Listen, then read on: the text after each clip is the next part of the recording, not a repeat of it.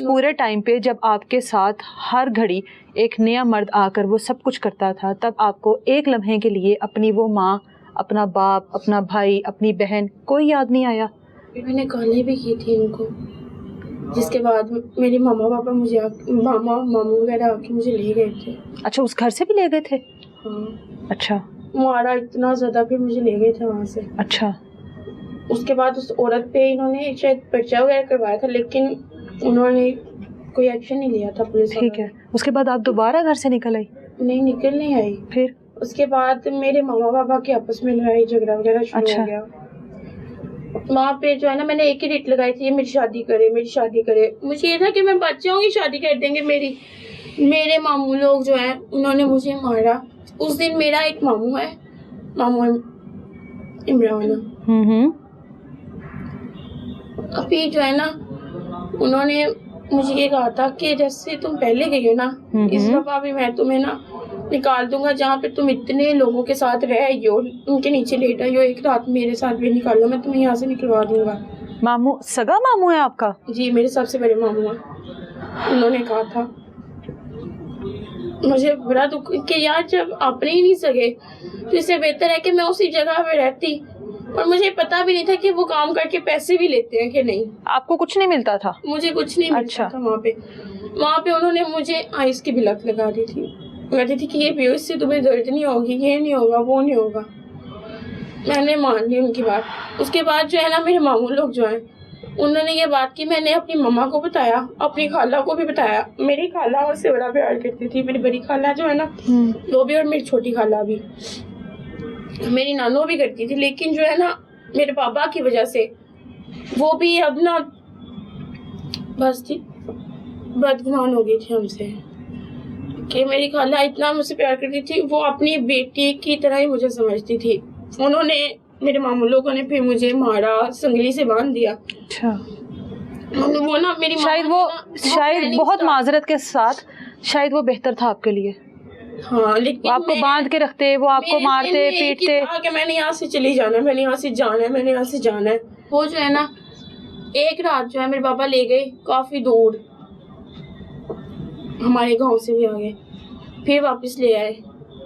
फिर वो जो कम्हार है वो फिर हमारे घर आ गए। वो जो अदनान लड़के हैं ना, सुलह वगैरह करते हैं, ये करते हैं, वो करते हैं। मेरे पापा ने कहा नहीं करनी मुझे, आप लोगों ने मेरी बेटी की ज़िंदगी तबाह किया, मैं उसे मारने का डिसीजन ले चुका हूँ, नहीं करूँगा। ये बातें मेरे दादाबू को जब पता चली ना, उन्होंने मेरे पापा को कहा था, तू स्टाम करके पूरी सानू दे दे, असं सारा कुछ खुद ही कर लेंगे, कुछ ना करी।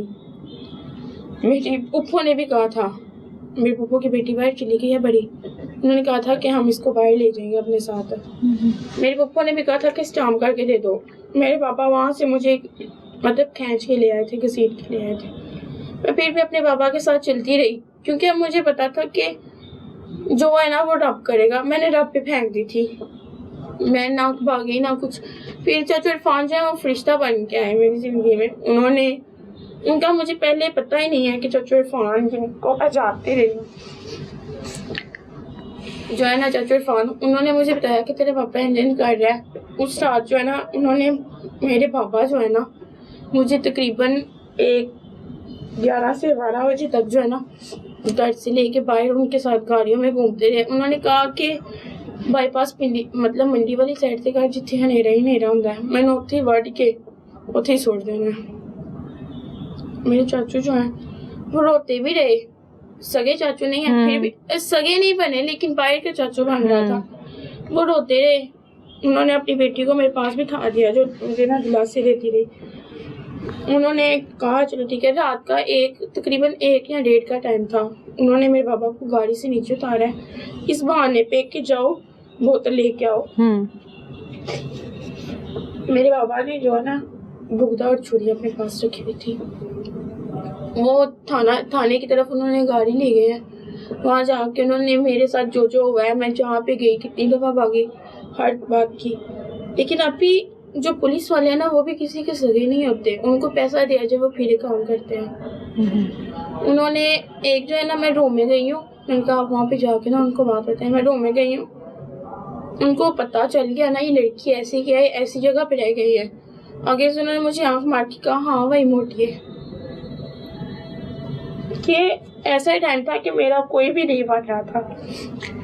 उसके बाद मेरे चाचू ने, जब उनसे मैंने ये बोला, उन्होंने मेरे पापा को बुला के अंदर लॉकअप में डाल दिया और मैं जो है सारी रात वहाँ पे बैठी रही अपने चाचू के घर। फिर सुबह आए मुझे आके मुझे दारुल मान छोड़ाए थे। उसके बाद मेरे पापा को बाहर भेज दिया। एक हफ्ते बाद जो है ना मैं दारुल मान से, अभी दारुल मान में भी लड़कियों की इज्जत महफूज नहीं है। क्या हुआ आपके साथ वहाँ पे? मेरी एप्लीकेशन लिखी जाती भी थी लेकिन एक्सेप्ट नहीं होती थी। क्या वजह थी? आई डोंट नो, लेकिन उन्होंने बाद में वहाँ पे एक जज आया या शायद वकील था, उसके पास में गई थी, फिर मेरी एप्लीकेशन लिखी गई। दारुल अमान क्यों महफूज जगह नहीं है? आपके साथ कुछ हुआ है वहाँ पर? जी वहाँ पे भी हुआ था। क्या हुआ आपके साथ? वही जो उस आंटी के घर हुआ था। दारुल अमान के अंदर, हदूद के अंदर हुआ? दारुल अमान के अंदर ही नहीं, फिर पुलिस वाले आए थे, वो मुझे साथ लेके गए थे उस जगह पे। अच्छा, हाँ। दारुल अमान से? जी ठीक है। उस जगह पे लेके गए थे, वहाँ पे हुआ, फिर मैं वापस आ गई। कितने पुलिस वाले थे? 2 पुलिस वाले थे, साथ में मैं बैठी हुई थी, मुझे वहाँ लेके गए हैं। लेकिन वो जो है ना आदमी, उसने मार्क्स नहीं उतारा था। दोनों पुलिस वालों ने आपके साथ ज्यादती की? नहीं, पुलिस वालों के साथ नहीं, एक वकील था या जज था। अच्छा। वो था। अच्छा। उसके पास मुझे लेके गए थे। अच्छा। उन्होंने मार्क्स मुंह से नहीं उतारे। ठीक है। तीनों ने। ठीक है। उन तीनों ने मार्क्स नहीं उतारे। वो जिनके पास लेके गए थे उन्होंने किया। उसके बाद मैं वापस आ गई। नेक्स्ट डे उन्होंने मेरी एप्लीकेशन लिख दी थी। और आप दारुल अमान से भी निकल आई? हाँ, क्योंकि यहाँ पे मैंने एक सोच की कि जब यहाँ पे भी इज्जत महफूज नहीं है तो यहाँ पे रहने का क्या फायदा। दारुल अमान के बाद फिर किधर गई? किसकी आस पर निकली थी दारुल अमान से? वही लड़की की आस पे जो मुझे उस आंटी के पास छोड़ के आया था, बिलाल। उसके अलावा मैंने अपनी मामा को भी वहाँ फ़ोन किया था, लेकिन मेरी मामा ने कहा कि तू सारी वालों मर गई। घर वालों ने कह दिया कि नौरीन हमारे लिए मर गई है। उसके बाद नौरीन को दारुल अमान भेजा जाता है। दारुल अमान में नौरीन समझती है कि मेरी इज्जत महफूज नहीं है। दारुल अमान से नौरीन एक हफ्ते के बाद, वहाँ पे महफूज नहीं है। ठीक है। वहाँ पे एक लड़की प्रेग्नेंट थी। अच्छा। वहाँ पे सारा दिन उठते वक्त ही ना सबसे पहले सफाइयाँ करवाते हैं। ठीक है, वो तो ठीक है ना, वो तो उससे भारी चीज उठाई, ठीक है, उसके पेट में दर्द स्टार्ट हो गई। अच्छा। दारुल अमान से एक हफ्ते बाद आप निकल आई? निकल आई थी। बिलाल की आस पर निकल आई? हाँ। बिलाल मिला? फिर कहाँ गई बिलाल के साथ? उसने फिर मुझे वहीं पे छोड़ा, उसी आंटी के पास? उसी आंटी के पास। वहाँ पे तकरीबन 5 या 6 दिन हुए थे। ईद का दिन था जिस दिन हमजा मेरी जिंदगी में आया था। आप फिर वहाँ से भी भागी हो जो आपको हमजा मिला, या हमजा वहाँ पर कस्टमर बनकर आया था? वहाँ पे कस्टमर बन के आया। हमजा कस्टमर बनकर आया था? उसने मुझसे एक बात की, इसने बोला कि यार तुम यहाँ की लगती नहीं हो। अच्छा। तो मुझे बताओ, मैंने इसे सच्ची बात बोली कि मुझे उम्मीद थी कि शायद कोई ना कोई तो मेरा साथ देगा, मुझे अपनी इज्जत बना ही लेगा।